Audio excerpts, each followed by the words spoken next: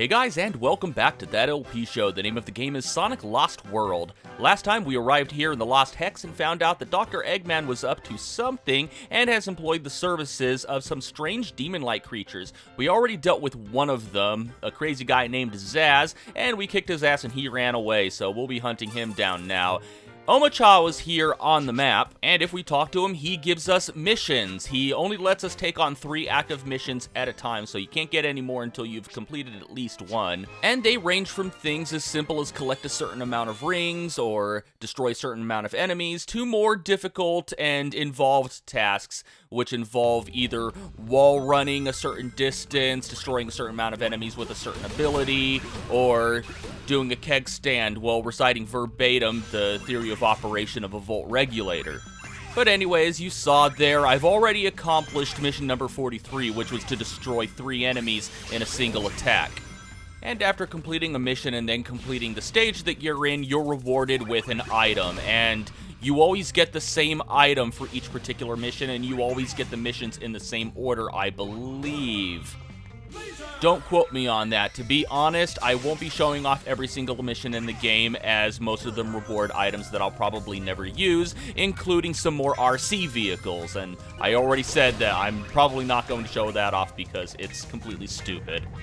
I may show off a few of them if I get them, but honestly, don't expect me to go really deep into the co-op feature.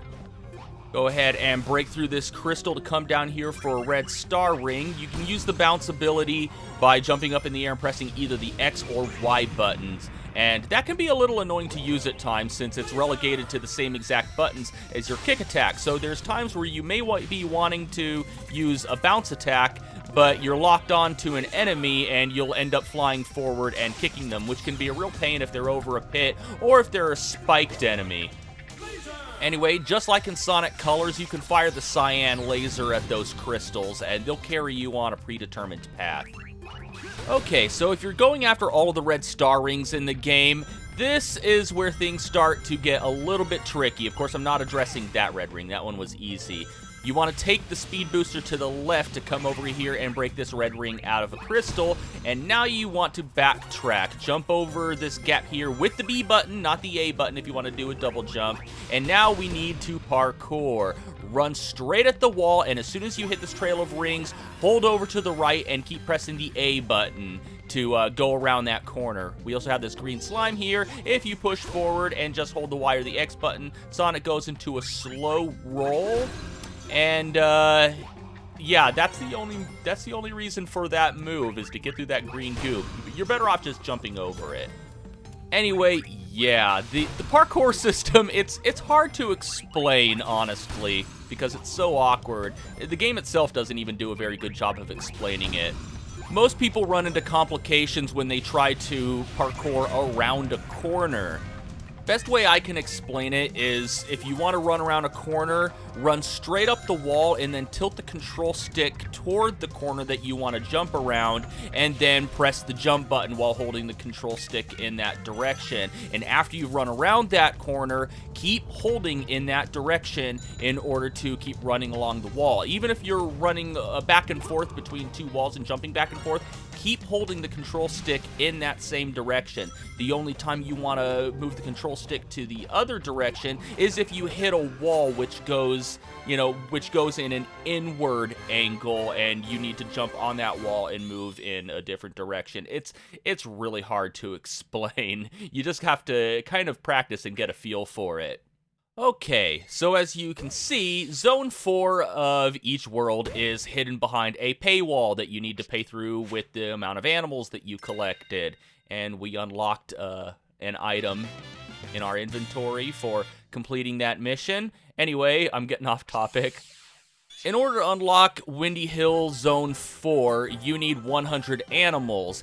In the off chance that you somehow did not manage to collect 100 animals, we have these circus tents that we unlock by collecting red rings.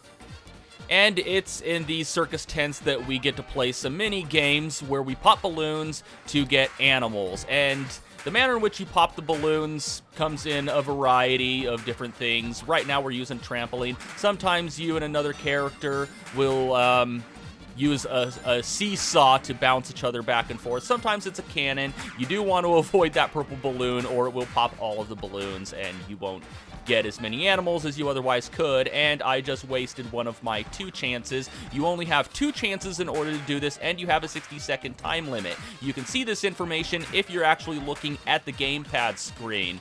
I'm not using the gamepad screen. I'm actually looking at the TV itself, because on the gamepad, your vision of those giant blue balloons at the very top are obstructed. It only goes up to that row of green balloons. But anyway, yeah, you use the touch screen in order to move the trampoline back and forth. And we got 350, so that's more than enough to unlock Zone 4, which we already did. I was just showing off the tent. Unfortunately, since the circus tents do utilize the touchscreen, that means they weren't implemented in the PC version. Fortunately, the paywall for the later worlds aren't quite as high as in the Wii U version, so you don't have to really grind all that much in order to get the required amount of animals. And this is where Sonic is properly introduced to Dr. Eggman's new accomplices, the Deadly Six. And we've already met Zaz, who can somehow talk with his tongue hanging out. And their leader is the red guy we saw there. His name is Zavik. I feel compelled to outright just tell you that, since they don't actually refer to him by name anywhere in-game. In fact, most of the Deadly Six are only referred to by name in some of the flavor dialogue that you hear in the background of the stages in which you encounter them. Actually, most of the information we have on the Deadly Six comes from promotional assets for the game before its release. So if you want any information on the Deadly Six, go to Google, because you're not going to find anything in the game. And get used to this formula of cutscenes with the Deadly Six, which usually consist of, "I'm gonna kick your ass, runaway." Anyway, I just realized I didn't discuss the spin dash in this game. Yeah, Sonic has the spin dash, and you can keep it going for as long as you want to. You press the ZL button in order to wind it up, and if you want to charge it up even extra while you're holding down the ZL button, just keep tapping the jump button to rev it up. And then release the ZL button to let loose with the spin dash. And if you immediately press the ZL button again after releasing it, you can continue into that speed dash for as long as you want. Where's that punk? I've been dreaming about pounding his sorry blue butt. Should I be flattered or frightened? Anyway, when you're in spin dash form, Sonic actually controls, at least in 3D sections, a lot more like he did in Colors and Generations, in the sense to where he doesn't turn on a dime like he usually does in this game. In fact, a lot of people find Sonic a lot easier to control while spin dashing. Anyway, you might have noticed that we have transitioned into a 2D section, which, you know, we have seen before in Sonic Colors, Sonic Generations. However, in those games, when going from 3D to 2D or vice versa, it was a smooth transition, which involved the camera panning around him. In this one, screen fades to black and fades back in, and you're at a different perspective. Honestly, kinda lazy, and I'm getting some real Bridge Zone vibes here. Bridge Zone vibes without the Janet Jackson vibes, that is. Yeah, I didn't play the Master System version or Game Gear version, specifically, of Sonic the Hedgehog until well after 1997, when I unlocked it in, I think, Sonic Adventure DX?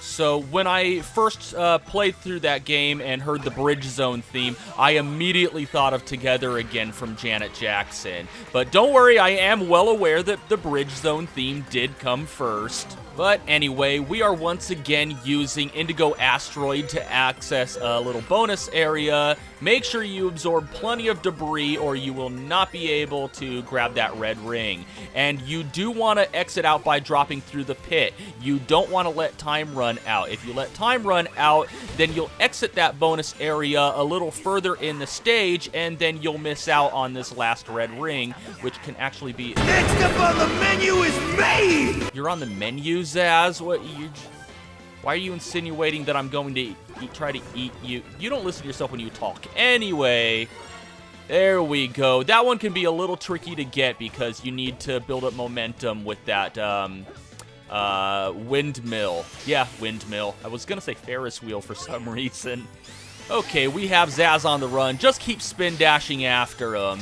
And we're coming up on a section which is reminding me of something I wanted to explain earlier. Remember when in Zone 3 when I said when you jump over that gap to backtrack for the other red ring, I told you to jump with the B button, not the A button, just like with right there. Yeah, we are locking on to that spring, but we don't want to accidentally homing attack it when we double jump over a large gap. So use the B button because that one doesn't homing attack, it just does a regular double jump.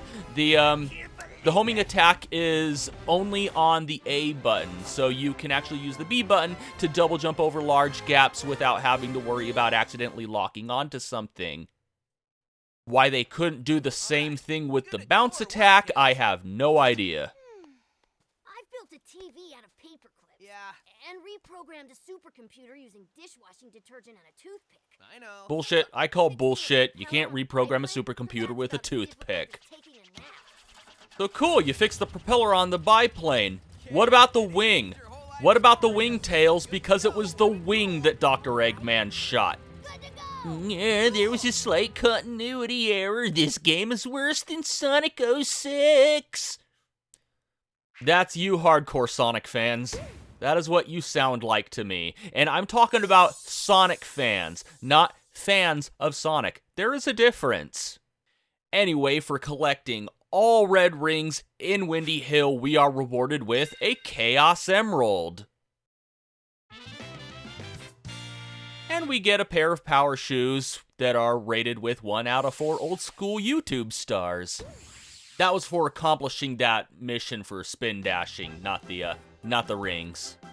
Okay, so that is it for Windy Hill. We still don't know what Dr. Eggman is doing here on the Lost Hex, or how the Deadly Six play into his plan. So we're gonna have to search for more answers, and maybe we'll find them when we move on to Desert Ruins. But that's going to have to wait until next time. And until next time, thank you for watching That LP Show, and have a one that is good.